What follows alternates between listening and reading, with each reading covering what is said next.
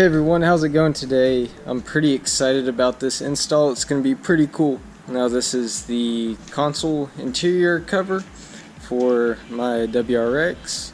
I'm going to be showing you how I'm going to install it. Was able to get it through the 2015 WRX Plus page and was able to get it for a pretty good price. So I'm going to show you how to install it. I'm not sure if there's any videos yet on someone actually putting this in.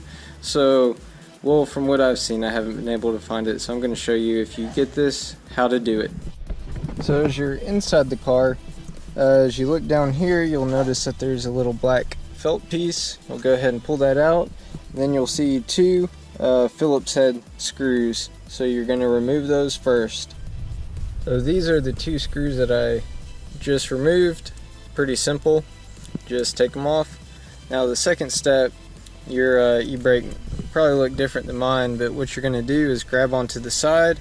I'm not sure if I can do it with one hand, but yep, there we go. You're going to pull up on it, and the reason why you do that is you're going to access this screw here. So I'm going to take it out now. Now I have that screw removed. The next step is going to be to grab it from both sides and pull this section up, and everything should come up with it. I'm going to use two hands for it, because although there's a screw on this side, there's a tab that is underneath this portion here holding the section down, so it may take a little bit of force. So now that you have this section lifted up, it was actually pretty easy to pop out. I'm going to go ahead and remove these two clips. I already did one. All you do is, if you feel underneath here on this side, there's a little, almost like a push button. You just squeeze it, pull it straight out, and I had already done the other one too. It's very simple. And I know I just talked about taking out the buttons. What I'm actually going to do is, I see that there's a screw here as well as a screw here. I'm going to take both of these off and see if I can separate this piece from the others. That way I can do the buttons just working here at the table. So in doing this, I took out the two screws, and it looked like it was held in here at the bottom. As you can see, there's two white tabs down there. Now all I did was just hold it exactly how it was, and I just kind of pushed back towards the rear of the car, and this piece popped out. So now it's clear, and I can remove these two switches and move them on to the new one.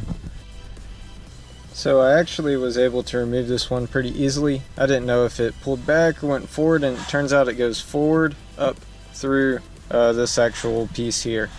So what you do is, if you see right here and right here, there's two kind of little pins or clips, I guess you could say, and you'll just use a flathead, and you can push on one side, kind of lift it up, then use the flathead pushing on the other, lift the other side up and pull it straight out. Now this is also the perfect time to kind of clean the edges. Now if you're like me, you keep the car clean, but these edges you could never really get, so clean these up a little bit, and it's time to install. So this is the blue one. It's going to go on this side, so you can see the orientation of how I have this part here, and the solid kind of bigger button is going to go on top. So I'll go ahead and slide it in and see if I can get to clip with one hand.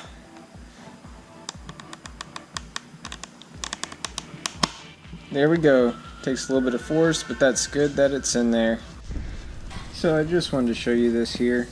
As you can see, they fit in here really well, but it's not going to be 100% perfect fitment. As you can see, it's a little angled right here, but besides that, looks pretty good. It's something that you'll notice as an installer, but not something that anyone else would see. Now the only other thing you have to do is transfer the white clips onto these clips. So this is the new one. Let me get the old one here.